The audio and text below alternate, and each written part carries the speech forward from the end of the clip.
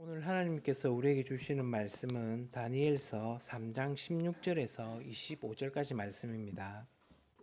제가 봉독해 드리겠습니다. 사드락과 메삭과 아벳느고가 왕에게 대답하여 아뢰었다. 굽어 살펴 주십시오. 이 일을 두고서는 우리가 임금님께 대답할 필요가 없는 줄 압니다. 불 속에 던져져서 저도 임금님 우리를 지키시는 우리 하나님이 우리를 활활 타는 화덕 속에서 구해주시고 임금님의 손에서도 구해주실 것입니다. 비록 그렇게 되지 않더라도 우리는 임금님의 신들은 섬기지도 않고 임금님이 세우신 금신상에도 절을 하지 않을 것입니다. 굽어 살펴 주십시오. 그러자 느부갓네살 왕은 잔뜩 화가 나서 사드락과 메삭과 아벳느고를 보고 얼굴빛이 달라져서 화덕을 보통 때보다 7배나 더 뜨겁게 하라고 명령하였다. 그리고 그의 군대에서 힘센 군인 몇 사람에게 사드락과 메삭과 아벳느고를 묶어 불타는 화덕 속에 던져 넣으라고 명령하였다. 그러자 사람들은 그들을 바지와 속옷 등 옷을 입고 관을 쓴 채로 묶어서 불타는 화덕 속에 던졌다. 왕의 명령이 그만큼 급하였다.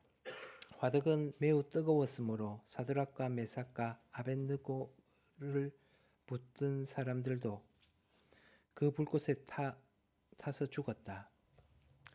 사드락과 메삭과 아벳느고 세 사람은 묶인 채로 맹렬히 타는 화덕 속으로 떨어졌다. 그때 느부갓네살 왕이 놀라서 급히 일어나 모사들에게 물었다. 우리가 묶어서 화덕 불 속에 던진 사람은 셋이 아니더냐? 그들이 왕에게 대답하였다. 그러합니다, 임금님. 왕이 말을 이었다. 보아라, 내가 보기에 네 사람이다. 모두 결박이 풀린 채로 화덕 안에서 걷고 있고 그들에게 아무런 상처도 없다. 더욱이 넷째 사람의 모습은 신의 아들과 같다. 아멘. 다음으로 목사님 나오셔서 설교해 주시겠습니다. 할렐루야. 정말 예수님으로 충만하시기를 간절히 소망합니다.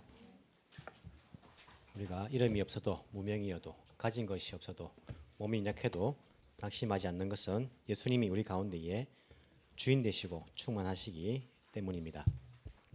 우리 계속해서 다니엘서를 보도록 하겠습니다. 오늘 3장 1절부터 마지막 절까지 다 읽었어야 됐는데 너무 또 긴 본문이기도 하고 해서 중간 부분만 그렇게 읽고 전체적으로 우리 함께 말씀에 또 은혜를 나누기를 원합니다.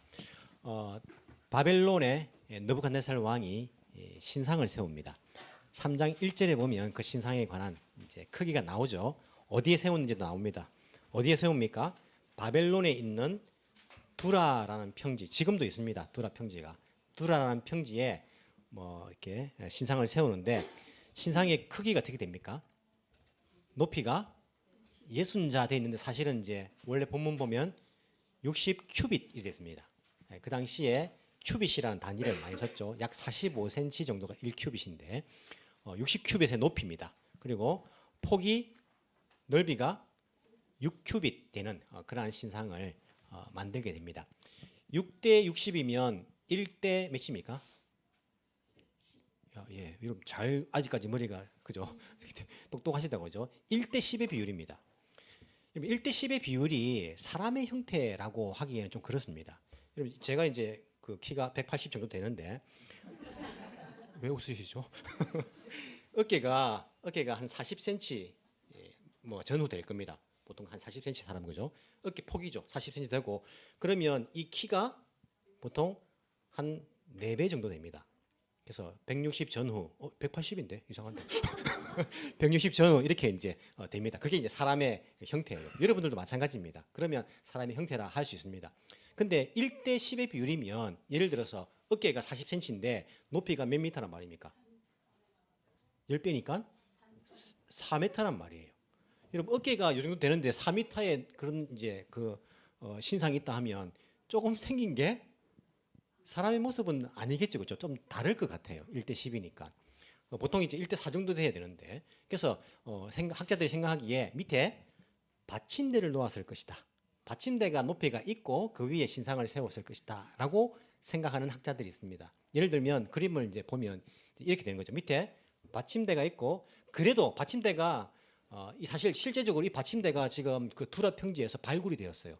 1850 몇 년인가 프랑스의 고고학자인데 그 두라 평지, 실제 바벨론 가서 두라 평지를 발굴을 했는데 가로 14, 세로 14, 높이가 6m인 밑에 이런 받침대가 발굴이 되었습니다. 그래서 높이가 6m 정도 된다라고 생각을 합니다. 위에 신상은 약 60큐빗이면 27m거든요.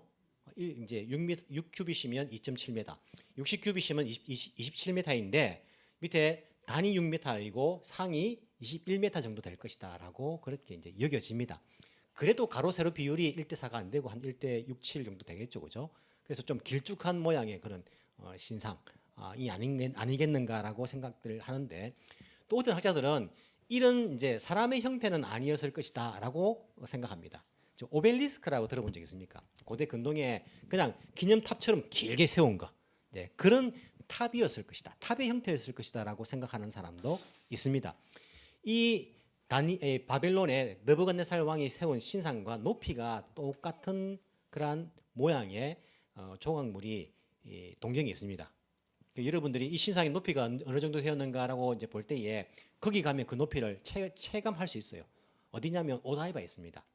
오다이바에 가면 그 프랑스에서 일본과의 그런 이제 뭡니까 그 친교를 하는 그런 기념으로 선물을 줬어요. 1998년도인가 선물을 줬는데 그게 오다이바에 세워져 있죠.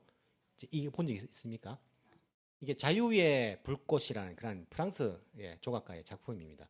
이 높이가 60큐빗입니다. 정확하게 27m, 60큐빗이고 이 단상 받침대가 정확하게 6m입니다.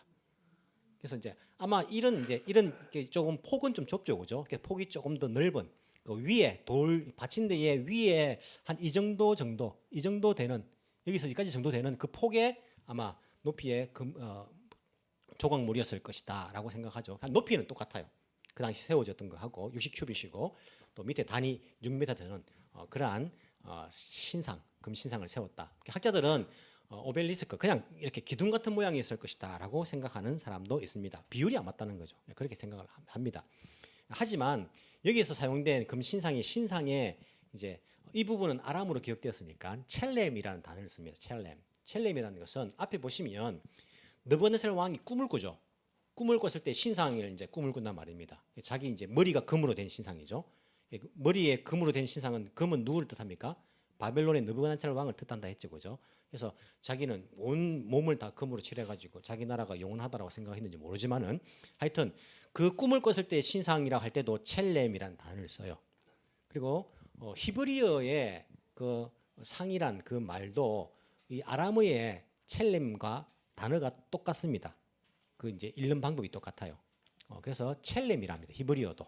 창세기 보시면 하나님의 형상대로 사람을 만들었다 할 때에 하나님의 형상이라는 곳에 첼렘이라는 단어를 씁니다. 그래서 제가 생각하기에는 이게 어떤 탑보다는 그런 신상, 그런 모양이 있을 것이다. 자기가 꿈에서 본 그런 신상의 모양인데 전체를 금으로 칠한 모양일 것이다라고 생각을 합니다. 그래서 자기가 만든 거예요. 하나님의 형상으로 사람을 만드셨는데, 하나님의 첼렘으로 사람을 만드셨는데, 하나님이 인간을 숭배합니까? 창조주가 피조물을 숭상하지는 않아요. 그건 넌센스 아닙니까? 말도 안 되죠, 그죠? 근데 사람이 첼렘을 만들고 자기가 만든 그 첼렘을 절하는 거예요. 이게 얼마나 어리석은 겁니다. 예를 들어서 내가 사람이 시계를 만들고 시계를 섬기는 겁니다. 이게 똑같아요. 지금 우상 숭배하는 거 보면 사람이 다 만들어 놓고 거기에다가 사람이 섬기는, 만든 자가 만듦을 받은 그 형태를 섬기는 어리석은 짓을 하고 있죠. 어쨌든 이 첼렘 형상을 만들게 됩니다. 그런데 우리가 생각하기에 아니 그러면 6큐빗, 60큐빗 하지 말고 그냥 좀 더 그냥 1대 4 정도 비율되게 6큐빗이면 6, 4, 4, 6, 24 큐빗 되게 만들면 보기가 좋지 않느냐? 왜 꼭 6큐빗과 6큐빗으로 그렇게 만들었냐라고 생각할 수 있지 않습니까? 여러분 한 나라에 그리고 큰 대국인데 이 나라 왕이 신상을 만들면서 대충 만들지는 않았을 거예요. 완벽하게 만들라 하지 않겠습니까? 신상을 만드는데 우리 같아도 그렇지 않겠어요? 뭐 신상을 만들면 안 되지만은 만든다 했을 때에 누가 봐도 완벽한 그런 모양을 만들고 싶잖아요. 그렇게 생각을 했을 때에 왜 6큐빗과 60큐빗인가 라고 생각을 해보면 이 당시에 바벨론의 수학은요 60진법이었습니다. 60진법이 뭡니까? 1에서 60까지 가고 60이 되면 그 다음에 새로운 1이 되는 거예요. 지금 우리가 쓰는 진법은 몇 진법입니까? 10진법이에요. 잘 아시네. 1에서 10까지 가고 또다시 10 넘어가면 다시 새로운 1이 되는 거예요. 10진법입니다. 근데 그 당시에 바벨론은 60진법을 썼습니다. 지금도 60진법을 쓰는 부분들이 있죠. 시계 60진법이에요. 1에서 60 이렇게 넘어가잖아요. 그리고 각도기 60진법 아닙니까? 그래서 원의 안의 각도는 360도 이게 60진법이에요. 그렇게 36이니까 지금도 쓰고 있습니다. 60진법이 그 당시에 사람들에게는 10진법보다 훨씬 더 편리합니다. 왜 편리할까요? 60진법은요 1, 2, 3, 4, 5, 6 다 나눠져요. 근데 10진법은 3으로 나누면 무한히 4로 나누어도 무한히 나눠지지가 않아요. 예를 들어서 세 사람이 자기 밭을 나눌 때에 60진법으로 그 단위를 쓰면 세 사람도 나눌 수 있고 네 사람도 나눌 수 있고 두 사람도 나눌 수 있고 다섯 사람도 나눌 수 있고 수학을 했는데 그 수학물을 나눌 때도 마찬가지 세 사람도 나눠지고 60진법이 굉장히 편리한 거예요. 사람이 만든 그러한 숫자 가운데에 60진법이 가장 완벽한 진법이다라고 그 당시에 생각되었어요. 그래서 이 바벨론의 느부갓네살 왕은 완벽한 인간이 만들 수 있는 완벽한 조형물을 만든다 생각해서 60진법에 6큐빗과 60큐빗을 맞춘 겁니다. 60진법의 중요한 숫자가 6과 10과 60이죠. 그러니까 60이 되는 거니까 제일 중요한 6과 60으로 그렇게 맞춰서 그 조형물을 만든 것을 우리가 생각할 수 있어요. 6은 인간이 생각하는 완벽한 숫자예요. 근데 성경에 보면 요한계시록에 뭐랍니까? 6은 짐승의 숫자다. 그렇게 이제 돼 있죠. 그죠? 그게 사람의 교만의 상징일 수 있습니다. 사람은 60진법이 완벽한 숫자라 생각하지만 하나님의 완전한 숫자인 7에 다다를 수 없는 숫자예요. 하나님의 성경에 보시면 하나님께서 완전한 숫자로서는 7을 그렇게 상징적으로 사용하는 것들을 볼 수 있습니다. 그렇다 해도 어떤 분들은요, 야 우리 이사 갈 때 6층에 살면 안 된다. 그 인간의 숫자다. 7층에 살아야 된다. 7층에. 그렇게 해가지고 6층을 피하고 막 7층에 살아야 되고 그런 의미는 아닙니다. 저도 6층에 사는데 그죠? 그런 의미는 아니에요. 숫자에 어떤 거룩한 숫자가 아니고 성경에서 이제 성경을 쓸 때에 상징적인 의미라는 것이 포함되어 있다는 거예요. 그래서 이 신상을 만들 때에 상징적으로 자기들이 완벽하다고 생각하는 60진법을 써서 6큐빗과 60큐빗 이렇게 맞춰서 그렇게 인간의 교만과 인간의 그런 자만이란 그 마음이 그 속에 포함되어 있다는 그런 의미입니다. 숫자를 여러분 특별히 지금 뭐 가리거나 하실 필요는 없어요. 성경에서 나타날 때에 그런 의미가 있다라고 생각하시면 됩니다. 어쨌든 그렇게 이런 신상을 만든 것입니다. 이런 신상을 만들었는데 무엇을 나라에서 만들 때는요 이유가 있고 목적이 있어서 만드는 거예요. 나라에 예산을 쓰는데 그것도 금신상 아닙니까? 돈을 많이 쓰고 또 뭐 시간을 들여가지고 사람을 들여서 만드는데 분명한 왜 만드는 이유가 있는 것이고 목적이 있어야지 하는 거예요. 여러분 나라에서 만약에 이유 없이 목적 없이 무언가를 만들었다 할 때에 여러분들 뭐라 생각합니까? 이 납득이 안 되잖아요. 왜 저런 짓을 하는지 모르겠다라고 생각을 하지 않습니까? 한국에도 예전에 어떤 그 지방자치단체에서 그 금으로 황금 박쥐를 만들었다 하더라고요. 들어본 적 있습니까? 찾아보시면 나옵니다. 금으로 황금 박쥐를 만들었어요. 욕을 엄청 먹었습니다. 사람들한테. 아니 그 돈이 어디 있다고 그 황금 박쥐를 금으로 만들었냐고 욕을 엄청나게 했어요. 이유가 없고 목적이 없는 거예요. 그냥 생각해 보면 이 시민들이 생각하기에는 지금은 또 되게 칭찬받고 있어요. 금값이 너무 올라가지고 금값이 몇 배나 올라가지고 이제 하여튼 그런 이제 알고 있는 건 아니니까 하여튼 나라에서 뭔가를 할 때는요 이유가 있고 목적이 있어야 돼요. 그냥 느부갓네살 왕이 심심한데 신상이나 하나 만들어 볼까 하고는 만들 수는 없어요. 얼마나 바쁜 사람인데요. 어떤 이유에서 신상을 만들었을까요? 어떤 목적을 이루기 위해서 신상을 만들었을까요? 제가 2장과 3장 사이에는 한 16년 정도의 시간적인 갭이 있다고 말씀을 드렸습니다. 기원전 605년은요 성경 역사 가운데 중요한 그러한 의미 있는 해입니다. 605년 지금부터 기원전이니까 2600년 전이죠. 기원전 605년은요 애굽과 바벨론이 싸워서 애굽이 졌던 해이기도 하고 돌아오면서 예루살렘이 공격당했던 해입니다. 그래서 제일 첫 번째 포로로 잡혀간 해도 605년이에요. 그때 다니엘과 세 친구도 잡혀갑니다. 그리고 느부갓네살 왕이 된 것도 605년이에요. 자기 아버지가 급하게 죽고 급하게 왕이 된 해도 605년입니다. 그로부터 10년 뒤에 몇 년입니까? 615년이 하면 안 됩니다. 기원전을 거꾸로 갑니다. 10년 뒤 595년에 바벨론에서 반란이 일어납니다. 느부갓네살 왕에 대한 반역이 일어나는 거예요. 왕이 제일 두려워하는 것이 무엇인지 압니까? 반역을 일으킵니다. 반란이 일어나는 게 제일 두려워요. 자기가 지배하고 있는 나라가 여러 가지가 있는데 동시에 반란이 일어나면요, 자기는 그거 다 막을 수 없어요. 자기의 병력으로는 다 막을 수 없잖아요. 그래서 반란이 일어나지 않게 막는 것이 제일 중요해요. 예수님 시대 때, 로마 시대 때도 마찬가지입니다. 유대에서 반란이 일어났다, 총독은 쿠비당하는 거예요. 그걸 잘 다스려야 돼요. 반란이 일어난 겁니다. 반란이 일어날 때에 그 주변의 나라들이 그 반란을 틈타 가지고 우리도 이 바벨론을 대적하자 그런 움직임들이 있었겠습니까? 없었겠습니까? 있었습니다. 유다에도 있었어요. 유대에도 있었습니다. 예레미야서 27장을 보시면 유대 때에 시드기야 왕 4년에 그 28장 1절에 보면 같은 해라 돼 있는데 4년에 그때가 이 반란이 일으킨 그 해, 그 즈음입니다. 그때에 유다도 마찬가지로 주변에 있는 모압, 암몬 뭐 이런 나라들과 함께 서로 동맹을 맺고 회의하는 장면이 나와요. 바벨론에 반역하기 위해서. 실제적으로 그런 반역의 움직임들이 보이는 거예요. 그러면 느부갓네살 왕이 어떻게 되겠습니까? 얘들을 잘 딱 눌러야 돼요. 잘 눌러놔야 돼요. 반역을 일으키려고 하는데. 그래서 생각해낸 것이 우리 바벨론 두라 평지에 신상을 만들어 놓고 다 부르자. 다 소집하자. 다 소집해가지고 여기에 절하도록 충성을 맹세하도록 만들자. 이런 의미에서 신상을 만든 거예요. 만약 여기에 충성을 맹세하지 않는 자들은 저기 화로를 만들어서 용광로 같은 것을 만들어서 저기에 현장에서 적절 심판, 조금이라도 반역의 모습이 보이면 당장에 이 자리에서 죽여버리자라는 계획을 세웠던 거예요. 그래서 금신상을 만든 겁니다. 여기에 다 절하게 만드는 게 다 불러가지고 바벨론 관리들만 부른 게 아니라 자기들이 다스리는 각 민족들, 각 나라들, 각 언어를 쓰는 그 사람들 다 불러 모은 거예요. 어떻게 합니까? 4절, 3장 4절에 보시면요. 어떻게 되어 있습니까? 그때에 전령이 큰 소리 외칩니다. 민족과 언어가 다른 모든 뭇 백성들은 들으시오.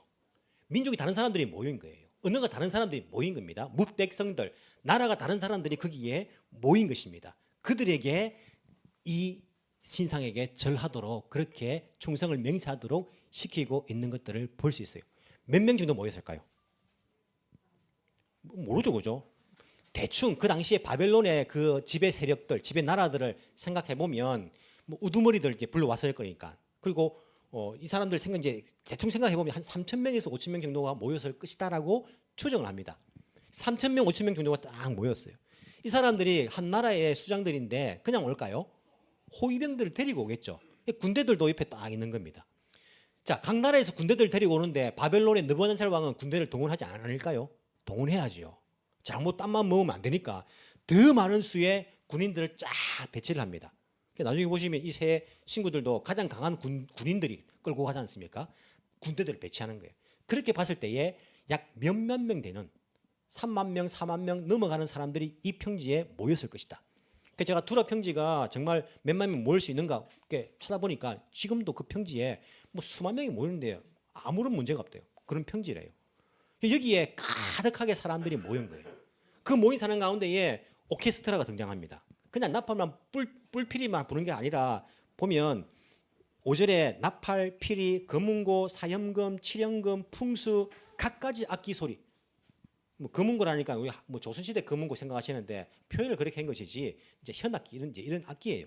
모든 악기들이 다 동원됐어요. 그 당시 오케스트라가 다 동원되었습니다. 그래서 동시에 오케스트라가 아주 큰 소리로 음악이 빡 울리면 일제히 다 절하라 이렇게 이제 된 거예요. 여러분 그 분위기에 우리 같으면요 압도당합니다. 압도당해요. 엄청나게 많은 사람들이 모여 있고 음악이 동시에 팍 울려 퍼지면서 일제히 모든 사람들이 거기에 딱 절하는데 거기에 꼿꼿하게 세 명이 딱 서 있는 거예요. 할 수 있겠습니까, 여러분? 할 수 있겠어요? 그 분위기 가운데에 세 사람만 눈치 보면서 이렇게 반쯤한 것도 아니고 꼿꼿하게 서 있는 거예요. 세 명만. 다니엘의 세 친구입니다. 다니엘은 이 당시에 물리적으로 참가할 수 없는 상황이었을 거예요. 다니엘은 없습니다. 세 친구들이 거기에 꼿꼿하게 서 있는 걸 볼 수 있어요. 쉬운 거 아닙니다, 여러분. 이게 목숨을 걸지 않으면요, 바로 사형 집행하는 그 현장에 불이 바로 타오르고 있는 그 현장에서 목숨을 걸지 않으면요, 신앙을 지킬 수 없는 거예요. 목숨을 걸지 않으면요. 근데 죽어도 좋다. 죽어도 산다. 우리는 영원한 하나님의 나라, 영원한 생명을 가진 사람들인데 이런 믿음이 없으면요, 그런 믿음이 있어도 흔들릴 것 같아요. 안 그렇습니까? 이 세 사람을 향해서 야, 모두가 다 절하는데 왜 너 세 명만 절하지 않느냐? 여기에 사람이 마음이 흔들립니다. 다른 사람들은 다 이렇게 사는데 너는 왜 이렇게 사느냐 말하면요, 우리 흔들리는 거예요. 아니, 너만 예수 믿냐? 다른 교회 다니는 사람들도 다 이렇게 산다고 그냥 그렇게 뭐 특별하게 이렇게 행동하느냐? 너도 이렇게 해야지 말하면요, 흔들려요. 다른 사람들도 다 이렇게 한다고? 특히 여러분, 일본 문화 어떻습니까? 일본 문화는 다른 사람 다 그렇게 한다면 따라가는 거 아닙니까? 같이 해야 되는 문화 아닙니까? 거기에 나만 꼿꼿하게 서 있는다고요? 힘든 거예요.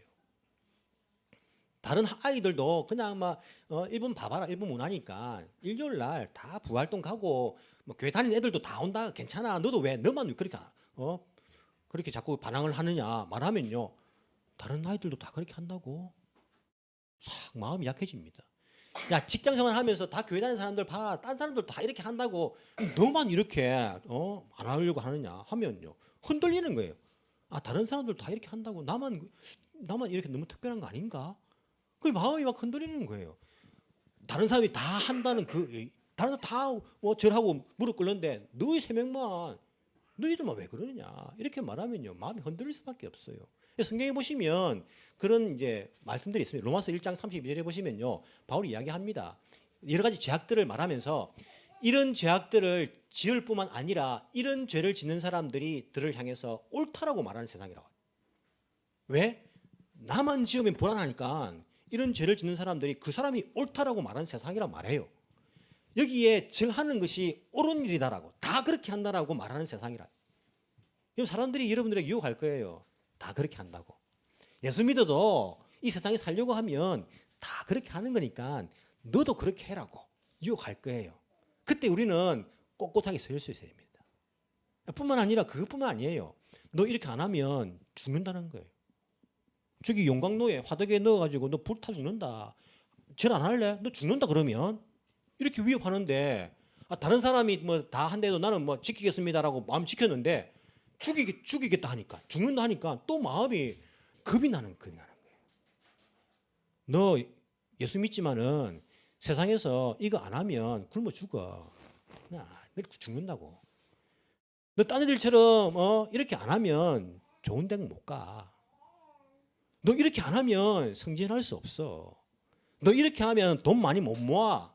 너 이렇게 하지 않으면 내 인생 실패야. 성공할 수 없어. 죽는다고. 이렇게 말하면요, 또 불안한 거예요. 좋은 데 못 갈까 봐. 좋은 직장 못 갈까 봐. 돈 못 모을까 봐. 내가 성공하지 못할까 봐. 행복하지 못할까 봐. 죽을까 봐. 먹고 살지 못할까 봐. 또 마음이 또 막 불안해지는 거예요. 야, 그냥 한 번만 눈 깜짝 그냥. 모른 척하자. 그냥 따라가자. 이렇게 되는 겁니다. 그 가운데에 이 세 사람은요, 그냥 꼿꼿하게 서 있는 거예요. 임금님, 우리는 두 번 말할 필요도 없습니다. 우리는 절 안 합니다. 절 안 합니다. 아무리 우리를 위협해도, 아무리 우리를 유혹해도 우리는 거기에 절할 수 없습니다. 절하지 않습니다. 하나님 우리를 도와주실 것인데 안 도와주신다 해도 우리는 절할 수 없습니다. 이 세상에 절할 수 없습니다. 이 세상의 가치관을 따라갈 수 없습니다.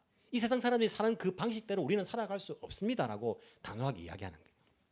참 재밌는 것은 뭐냐면, 여러분, 이 자리에 이 당시에 유대 왕은 시드기야 왕입니다. 시드기야 왕이 이 자리에 참석했을까요, 안 했을까요? 참석을 했겠죠. 그 당시에 유대도 바벨론의 지배를 받고 있었어요. 그리고 예레미야서 51장 59절에 보시면 시드기야 제4년에 시드기야 제4년이 언제냐면 반란이 10년 뒤에 일어났다 했는데 그 다음 해 정도 됩니다. 신상을 만드는 데 한 1년 걸렸겠죠. 그죠? 그 다음 해에 시드기야 제4년에 그가 다른 장관들하고 바벨론을 방문할 때에 예레미야의 말씀이라. 그가 바벨론에 갔다라는 그런 기록이 있어요. 예레미야서에 보시면. 시드기야가 딱 시간이 딱 그 시간이에요. 갔을 거예요. 왜? 그 나라에 지배를 받고 있었으니까. 부른발 갔을 거란 말입니다. 갔는데 시드기야가 여기서 절을 했을까요? 안 했을까요? 절을 했죠. 그죠? 3명 빼고는 다 절했다니까요. 시드기야 왕이 유대 왕인데 거기 절을 했다니까요. 이런 유대 왕 어떤 왕입니까? 유대가 하나님의 나라라고 자부하는 왕이. 우리나라가 특별히 하나님께 선택받은 백성들이다. 우리 하나님 나라 백성이다. 우리 하나님 나라다. 유대가. 우리 예루살렘에는 하나님을 섬기는 성전이 있고 우리는 제단이 있어서 하나님께 제사를 드리고 있고 제사당이 있고 예언자가 있고 우리는 하나님의 백성이다라고 형식적으로는요. 완벽한 하나님의 나라 아닙니까? 그가 거기 가서 하나님께 절하는 것이 아니고 이 세상의 바벨론에게 우상에게 절을 하는 거예요. 그런데 이 새 친구들 어떻습니까? 새 친구들은요. 바벨론의 옷을 입고 있어요. 바벨론식의 이름을 사드락 메삭 아벤느고 바벨론식 이름이에요. 하나냐 미사일 아사랴가 원래 유대식 이름인데 이름 잊어버리고 이름도 개명 당했습니다. 바벨론식 이름에다가 바벨론식 옷을 입고 있고 바벨론 공직자로서 일을 하고 있어요. 보면 꼭 세상 사람 같아. 근데 이 세 사람이 실제적으로 이 세상에 절하지 않고 하나님만 섬긴다는 그 믿음을 딱 지키고 있는 거예요. 여러분 누가 하나님 나라 백성입니까? 겉모습만 그냥 뭐 종교적인 옷을 입고 돼가지고 이름만 하나님 나라라 해서 예루살렘이라 해서 성전이 있다 해서 아니요. 이미 이 시드기야 왕 때는요. 이스라엘 유다 나라는요. 하나님의 나라로서 실패했습니다. 실패해서 심판이 이미 선포된 거예요. 하지만 바벨론에 살고 있지만은요. 그 하나님만을 섬기는 남겨진 사람들, 렘넌트라고 우리가 이제 이야기하죠. 남겨진 사람들, 이 사람들이야말로 비록 겉보기에는 하나님의 나라처럼 안 보이지만은요. 이들이야말로 하나님의 나라이며 하나님의 백성이며 거룩한 공동체, 이들이야말로 진정한 눈에 보이지 않는 교회인 것을 우리가 알 수 있습니다. 우리가 이 땅에서 아무리 겉모습은요. 예배 참석하고 찬양하고 그리고 교회 다니고 그리고 뭐 신앙인처럼 보이지만은 그런 옷을 입고 있지만은 진정 이 땅 가운데 우선순위에서 돈이 우선이고 거기다가 뭐 내 일이 우선이고 내 공부가 우선이고 내 가족이 우선이고 우선순위에서 그 다음에 내가 믿음, 그 다음에 예수님 믿는 거 이렇게 돼버린 사람을 이 세상에 절한 사람을 이 세상을 섬기는 사람들을 우리가 과연 성도라고 말할 수 있는가? 하나님 백성이라고 말할 수 있는가? 비록 그 사람은요 이 세상에 열심히 일합니다. 이 세상에서 영원히 살 것처럼 그렇게 일을 해요. 하지만 결정적인 순간에 구분을 하지 않는 거예요. 내 신앙은 내가 포기할 수 없다. 내 신앙은. 내가 이 세상을 섬길 수는 없다. 내 우선순위는 돈이 아니라 성공이 아니라 출세가 아니라 하나님이다. 내 신앙이다. 예수 그리스도 십자가 그것이 나에게는 제일 우선순위이다. 라고 그렇게 마음에 결단을 하고 살아가는 사람, 그 사람이 하나님의 백성인가? 우리가 잘 그런 구분들을 할 줄 알아야 됩니다. 여러분 시드기야 왕은요. 이 믿음과 일의 구분이 없어요. 뭐 나라 일을 잘한 것도 아니고 뭐 믿음도 잘 친 것도 아니고 막. 근데 이 새 친구들은요. 일 열심히 했습니다. 여러분 얼마나 일 열심히 했습니까? 이 사람들이. 공부 열심히 했습니다. 훈련 열심히 받았어요. 최선을 다했습니다. 하지만 딱 믿음의 구분이 있는 거예요. 이것은 내가 양보할 수 있는 부분이 아니다. 믿음은. 아무리 세상 속에서 열심히 살지만은 믿음은 내가 양보할 수 있는 부분이 아니다라는 그런 구분이 정확했어요. 오늘날 이 구분이 안 된 사람 많습니다. 공부도 뭐 제대로 안 하고요. 일도 제대로 안 하고요. 신앙적인 그런 이런 결정적인 유혹이 다가올 때 뭐 다 넘어갑니다. 또 다 절해버려요. 그냥 돈에 절하고 뭐 성공에 절하고 출세에 절하고 성공에 뭐 합격에 절하고 다 거기에 다 넘어가는 그런 사람들을 우리가 볼 때가 얼마나 많습니까? 누가 하나님의 백성이냐? 누가 하나님의 백성이냐? 그럼 결과가 어떻게 됩니까? 세 사람이 들어갔는데 네 사람이 있는 거예요. 왕이 보니까 한 사람 누굽니까? 하나님의 아들같이 보인다. 참 느부갓네살 왕이 영안이 밝은 것 같아요. 하나님의 아들인지 어떻게 알아? 그걸 하나님의 아들인지 어떻게 알아? 야, 이 느부갓네살 그 왕의 말을 듣고요. 학자들이 지금 헷갈려요. 이게 예수님이다 이렇게 말하는 사람도 있고, 그 뒤에 보면 또 천사다 이렇게 느부갓네살 왕이 또 말하거든요. 그래서 천사다 이렇게 말하는 사람도 있어요. 누군지 잘 모르겠어요. 뭐 예수님은 사람의 모습으로 입은 것은 그 다음, 그죠?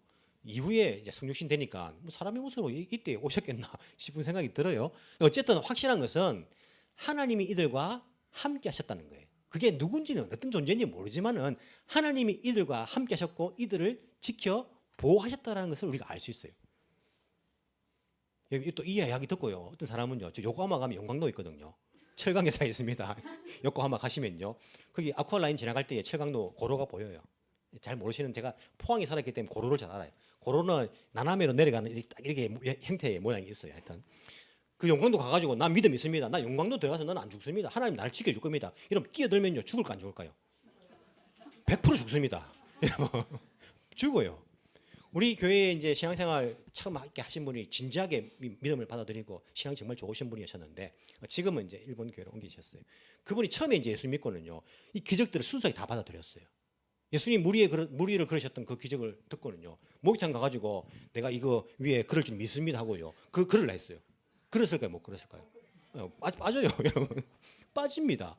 성경에 보면 어떤 독을 먹어도 죽지 않냐? 야, 오늘 내가 독을 먹어도 안 죽는다. 이러면 오늘 가가지고 청산가리 털어 먹으면 죽을까요, 안 죽을까요? 잘 모르겠습니까? 그렇다고 먹어보지 마십시오. 이게 먹으면 죽어요. 아니 성경은 왜 그렇게 써 있는데 왜 그렇습니까? 성경의 기적들과 내용들을 잘 이해를 해야 돼요. 이 당시에 이 세 명의 친구들을 하나님께서 함께 하시면서 보호하신 것이 어떤 의미입니까? 그 이후에 믿는 사람들이 안 죽었습니까? 순교당한 사람도 있는데요. 불타 죽임을 당한 사람도 있고 사자밥이 된 사람도 있고 십자가형을 당한 사람도 있는데 그 사람들은 어떻게 왜 죽었습니까? 우리 잘 알아야 됩니다. 이 당시에 이미 이스라엘도 망했고 유다도 망해가는 그런 시절이었어요. 하나님 나라로서의 면모가 없었단 말입니다. 누가 하나님의 나라인가? 누가 거룩한 공동체인가? 누가 거룩한 하나님의 교회인가라고 했을 때에 예루살렘 이스라엘 시드기야 왕이 아니라 바벨론이란 이 세상 가운데서 믿음을 지키고 하나님만을 섬기고 살아가는 이들이야말로 하나님의 나라, 남겨진 사람들, 거룩한 공동체, 교회였다고요. 하나님께서 이 일을 통해서 하나님 나라는 영원하다는 것을 보여주신 거예요. 하나님의 공동체, 교회는요, 하나님께서 보호하신다는 것들을 그렇게 알려주시는 거예요. 이러면 하나님 나라는요, 영원한 나라입니다. 하나님이 보호하십니다. 지금은 우리가 교회라는 형태를 띠고 있지만은요, 이 교회 눈에 보이는 교회가 아니고 눈에 안 보이는 교회, 진정한 하나님의 백성으로 형성되는 눈에 안 보이는 그 교회가 하나님 나라예요. 이것은 영원할 거예요. 우리가 이 영원성을 믿고 지금도 하나님 나라의 가치에 투자를 하지 않습니까? 내가 이 세상의 가치에 투자하지 않고 하나님 나라 가치에 투자하고 살아가는 것이 하나님 나라가 영원하기 때문이에요.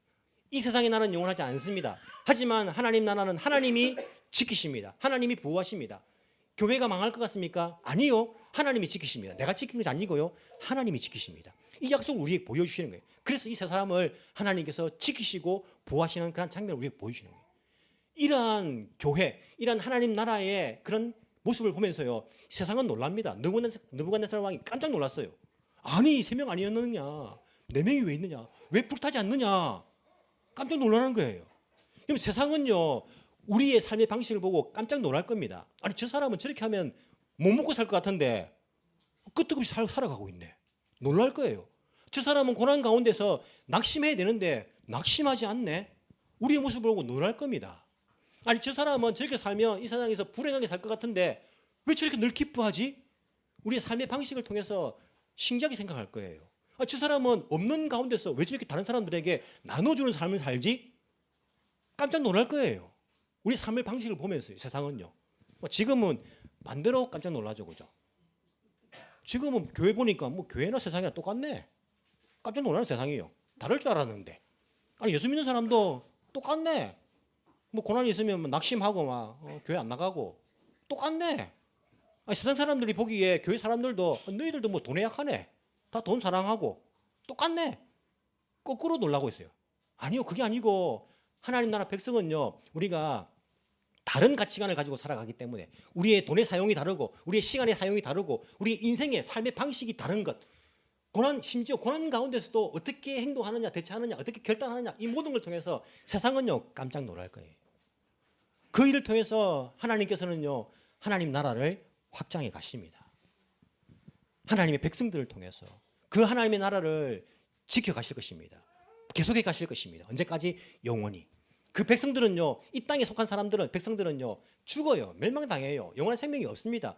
하나님 나라의 백성들은요, 죽어도 살아요. 영원한 생명을 가지고 있습니다. 그 나라는 영원합니다. 그 나라의 백성으로서 우리의 땅 가운데에 믿음을 가지고 하나님 나라 백성답게 살아갈 수 있는 저와 여러분이 되기를 간절히 소망합니다. 기도드리겠습니다.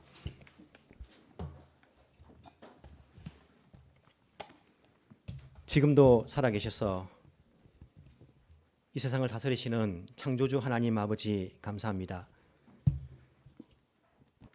한 번 하나님을 떠난 인생들인데 예수 그리스도 십자가의 보혈로 우리를 용서해 주시고 다시 하나님 백성 삼아 주시니 감사합니다. 하나님, 우리의 신분이 바뀌었다면 우리의 생각도 바뀌고 우리의 삶의 방식도 바뀌며 우리의 가치관도 바뀔 수 있도록 주의 성령께서 우리를 인도하여 주옵소서. 세상 사람들과 같이 똑같은 그러한 생각으로 똑같은 그러한 인생의 가치관으로 살아가는 것이 아니라 하나님의 나라의 백성답게 좁은 길이지만 옳은 길을 걸어갈 수 있는 저희들 되게 도와주옵소서. 세상에서 살아가지만 세상을 섬기지 아니하였던 다니엘의 세 친구들처럼 저희들도 이 세상 가운데 발을 붙이고 살아가지만 이 세상을 섬기지 않는, 세상의 가치를 섬기지 않는 오직 하나님만을 섬기는 주의 백성들 되게 하여 주옵소서. 살아계신 예수님 이름으로 기도합나이다. 아멘.